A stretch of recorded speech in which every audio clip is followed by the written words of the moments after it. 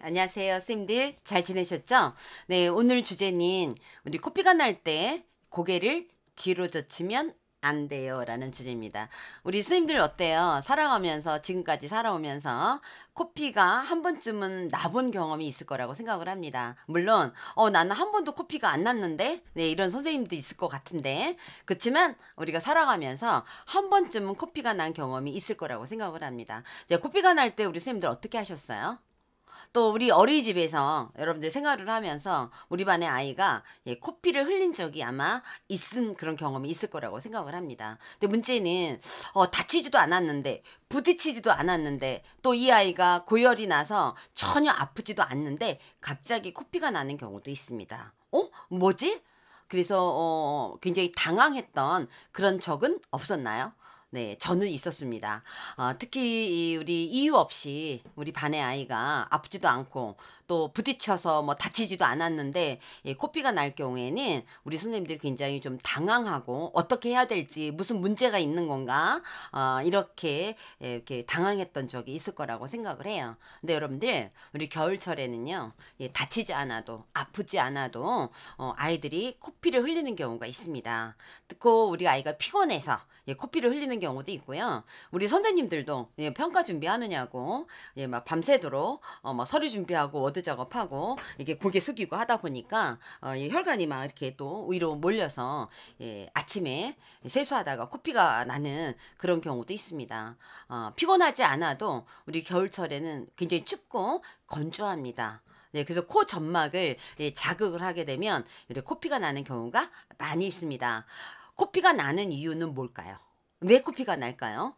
우리가 식품의약 네, 의약품 안전처에서 이 코피가 나는 거에 대해서 1월 2일 올려놨더라고요. 얼른 제가 가져왔습니다.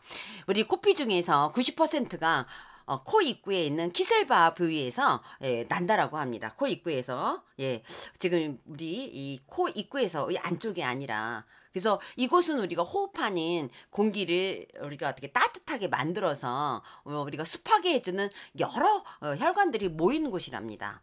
그래서 이 혈관들이 어떤 코의 표면 가까이 있어서 우리가 피가 나기 쉽다라는 거죠. 우리 대기 중에 수분량이 겨울철에는 줄어듭니다. 건조하게 되고 그리고 바람이 세지고 그러면서 우리가 건조한 환경이 되게 되겠죠. 그렇게 되면 이 코 점막이 안쪽 코 점막이 마릅니다.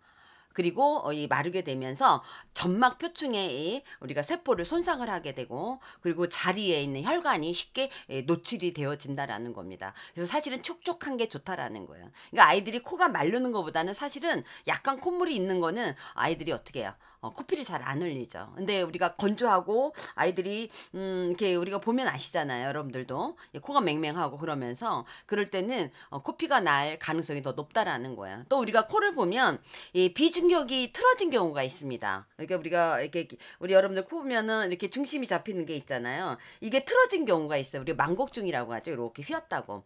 그래서 이 특정 부위에만 마찰이 가는 경우가 있다라는 거예요. 그래서 특정 부위에 마찰이 가서 내가 이렇게 해서 휘었다 이렇게 휘었다. 그래서 이쪽 부위에만 자꾸 마찰이 간다. 그러면 그 점막이 손상이 되어질 수 있다라는 거죠. 그래서 이런 경우에는 우리가 조금만 피곤해도 조금만 자극을 받아도 코피가 쉽게 나온다라는 겁니다. 그래서 코피가 나는 이유가 이런 이유가 있어요. 그래서 아프지 않아도 내가 열이 나지 않아도 아이들하고 부딪히지도 않았는데도 겨울철에 건조한 날씨 때문에 코피가 날 가능성이 높다라고 우리가 보시면 됩니다. 또 스트레스를 너무 많이 받거나 우리가 너무 피곤해서 우리가 그런 것들로 인해서 혈압이 높아지거나 이럴 때는 또 코피가 나는 경우가 높다라는 거죠. 우리 선생님들 스트레스 많이 받게 되면 신체 리듬이라든가 호르몬 변화라든가 이런 모든 것들이 생체 리듬이 변화가 옵니다. 그게 되면 혈관이 어떻게 되면 수축이 되게 돼요. 혈압이 높아지죠. 그러면 높아진 혈압 때문에 코 속의 혈관들이 터지는 경우가 있습니다. 저는 스트레스는 아니지만요. 이게 코가 저도 약합니다. 그래서 중학교 때 고개만 숙여도 코피가 나고 막 세수를 하다가도 코피가 나고 코피가 계속 그냥 일주일 내내 코에 힘만 줘도 코피가 나는 경우에요. 병원에 갔더니 저 같은 경우에는 모세혈관이 저는 이렇게 좀 얇답니다. 그래서 모세혈관이 터진 거예요. 터져가지고 코피가 계속 나는 거예요. 근데 그 모세혈관이 한두 개가 터진 게 아닌 거죠. 그래서 저는 그 이비인후과에서 레이저로 이렇게 지졌습니다. 그래서 그 레이저로 지진 이후에는 신기하게도 코피를 안 흘렸거든요. 네, 그래서 우리가 이런 경우로 코피가 나는 경우가 있고, 우리 아이들도 그럴 수 있습니다. 그 다음에 과로로 인해서 우리가 리듬 변화, 호르몬 변화, 그 다음에 몸의 기능이 저하가 되죠. 그래서 코점막이 쉽게 건조해지고 또 염증이 발생을 하고, 그러다 보니까 아주 작은 자극에도 우리가 점막이 잘 벗겨지고 혈관이 노출이 되고 이러면서 코피가 많이 날 수 있다라는 거예요. 이외에도 우리가 코피가 나는 경우에는 비염, 자꾸 훌쩍거리고 코 자꾸 풀죠. 우리가 코를 자꾸 풀게 되면 특히 겨울철에 어떻게 되느냐 하면 자극을 주게 되면 건조한 데다가 네, 또 비염이 있고 이러다 보면 코피가 날 가능성이 높다라는 거. 혈압이 높거나 또는 우리가 약물 복용을 하고 있는 분들이 아마 있을 거예요. 우리 선생님들도 있을 거예요. 아스피린이라든가 항응고제라든가 이런 것들이 따라서 우리가 코 속이 자주 또 후비는, 우리 영아들 유아들은 코 속을 자꾸 후빕니다. 본인이 후비다 보니까 점막 자극을 해서 코피가 나는 그런 경우도 있거든요. 또 코의 골절, 아까 보면 여러분들 이렇게 휘었던 그런 것들로 인해서 또는 외상을 입은 경우도 있고, 부딪혀서 또는 코에 어떤 종양이라든가 기타 등등 이런 것들로 인해서 다양하게 우리가 코피가 날 수 있다라는 거예요. 그래서 코피가 한 번 났다가 멈추고 그래서 다시 안 나면 괜찮은데, 저처럼 매일 코피가 나거나 또 코피가 났는데 잘 멈추지 않거나 그럴 때는 반드시 병원에 가야 됩니다. 네, 그래서 저처럼 모세혈관이 상당히 많이 터졌거나 그럴 경우에는 우리가 어떻게 레이저를 치료를 받거나 병원의 처방을 받아야 된다라고 우리가 보시면 될 것 같아요. 자, 그럼 코피가 나면 어떡할까요? 우리가 코피가 나면 무의식적으로 이렇게 젖히거든요. 코피가 날 때 우리가 무의식적으로 흐르는 코피를 막기 위해서 고개를 뒤로 젖히는 경우가 있는데 안 된다라는 거죠. 왜냐하면 코피가 난다고 해서 고개를 뒤로 젖히면 그 코피가 기도로 넘어가는 경우가 있어요. 그래서 기도로 넘어가게 되면 기도가 막히게 되죠. 그래서 위험한 상황이 되어질 수 있어요. 특히 영아 유아들은 그렇습니다. 그래서 여러분들이 이 코피가 났을 때는 고개를 뒤로 젖히는 게 아니라 약간 숙여줘야 됩니다. 숙여줘야 됩니다. 그래서 이 코피가 목으로 넘어가지, 이렇게 우리가 귀도로 넘어가지 않도록, 우리가 목구멍으로 넘어가지 않도록, 우리가 해줘야 됩니다. 위험하지 않게끔 해줘야 된다라는 거죠. 그리고 우리가 그게 또 입으로 넘어올 수도 있거든요. 네, 그래서, 우리가 고개를 살짝 오히려 흘러내리는 게 좋다라는 거예요. 코피를 이렇게 흘러내리게 하는 게 좋겠다라는 거고요. 또, 코에 양쪽 볼이 있습니다. 여기를 꽉 눌러줘요. 네, 5분에서 10분 정도. 어떤 사람은 3분에서 5분이라고도 얘기를 하는데, 어쨌든 이렇게 5분 정도를 꽉 눌러주면 됩니다. 네, 눌러주면 여기가 지압이 됩니다. 지혈이 되어져요. 깨끗한 휴지를 코 속에 넣어서 우리가 지혈을 해주고, 그래서 우리가 코 점막이 일단은 손상되지 않도록 우리가 해줘야 된다라고 보시면 되고요. 입으로 우리가 코피가 넘어오게 되면 이제 뱉어줘야 되겠죠. 그래서 기도로 넘어가는 거를 우리가 막아줘야 된다라고 보시면 될 것 같고요. 우리 코 주변에 이렇게 냉찜질하는 것도 좋습니다. 얼음 주머니에서 코 위에 이렇게 올려주게 되면 우리가 코로 들어가는 그 혈류량을 줄여주게 되죠. 그래서 코피가 나는 걸 조금 더 우리가 줄여줄 수 있다라는 거예요. 진정 효과를 우리가 볼 수 있다라는 거예요. 다시 정리하면 우리가 코피가 나면 고개를 뒤로 젖히면 안 되고 약간 숙여서 우리가 오히려 흘러내리고 입으로 숨을 쉬고 그리고 우리가 콧볼 말랑말랑한 이 콧뼈를 꼭 눌러주는 거예요.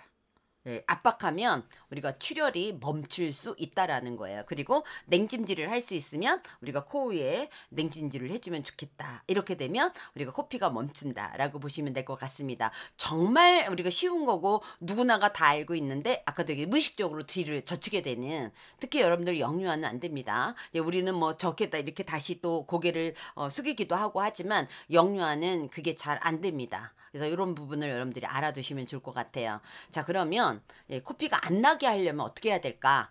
겨울철에 이유도 없이 코피가 난다라면 우리가 예방을 해야 되겠죠. 너무 건조하고 차가운 공기 때문에 우리가 코 속 환경이 너무 차갑게 되고 건조하게 되고 그래서 점막을 자극하는 거기 때문에 우리가 건조하지 않게 해줘야 됩니다. 그래서 겨울철에는 가습기를 틀어놓거나 이렇게 되는 거거든요. 우리 이 어린이집에서도 우리 여러분들이 아마 영화나 이런 데 있는 아마 가습기를 틀어놓을 건데, 물론 가습기가 뭐 살균을 하지 않으면 문제가 된다라고 얘기를 하는데, 저는 수건을 적셔서 이렇게 놓는 게 제일 좋은 것 같아요. 너무 건조하다 그러면 저도 이렇게 수건을 이렇게 적셔갖고 이렇게 놓고 널어놓고 자고 일어나면 다 말라요. 굉장히 건조하다라는 거죠. 자연 건조기가 되는 거죠. 자연 습게 보면 가습기가 되는 겁니다. 예, 그렇게 해서 우리가 젖은 빨래를, 집에서는 젖은 빨래를 널어놓은 거나 이런 방법도 우리가 이게 자연 우리가 가습기 역할을 할 수 있다라는 거야. 어쨌든 우리가 겨울철에는 따뜻한 물을 좀 많이 마시고요. 그 다음에 식염 스프레이 이런 것들도 우리가 뿌려주는 게 좋겠고, 그 다음에 습도를 유지하는 게 굉장히 좋다라는 거예요. 40도에서 우리가 60도 정도의 실내 습도를 유지하는 게 좋습니다. 그리고 우리가 전용 연고가 있습니다. 그래서 이런 것들을 우리가 면봉에 붙여서 우리가 코 안에, 내가 너무 건조하고 좀 코가 예민하다, 또 우리 반 아이 중에서 그런 아이들이 있다 그러면 이런 연고를 사용해서 우리의 점막이 너무 마르지 않게끔, 건조하지 않게끔, 그렇게 코 속 환경을 너무 건조하지 않게끔 우리가 주의를 해주는 것이 우리가 필요하다라고 우리가 보시면 될 것 같아요. 어때 우리 선생님들? 잘 알고 있지만 사실은 실질적으로 우리 반 아이가 코피가 날 때, 또는 내가 코피가 날 때 나도 모르게 고개를 뒤로 젖히는 경우가 있습니다. 특히 지금처럼 춥거나 너무 건조한 이런 시기에는 이유 없이 아이가 코피 흘리는 경우가 있어요. 당황하지 마시고, 코피가 날 때는 뭐 부딪혔든 뭐 다쳤든 아니면 너무 건조하기 때문에, 또는 코를 후벼서 코피가 날 경우에는 여러분 당황하지 마시고, 제가 설명한 대로 고개를 살짝 숙이고 기도로 넘어가지 않게끔, 그리고 콧볼을 꽉 눌러줘서 우리가 지혈이 되어줄 수 있도록 우리 선생님들이 처치를 하시면 됩니다. 잘 아시겠지만 다시 한번 알아봤습니다. 여러분들 오늘도 화이팅 하시고요. 여러분들 응원합니다. 감사합니다.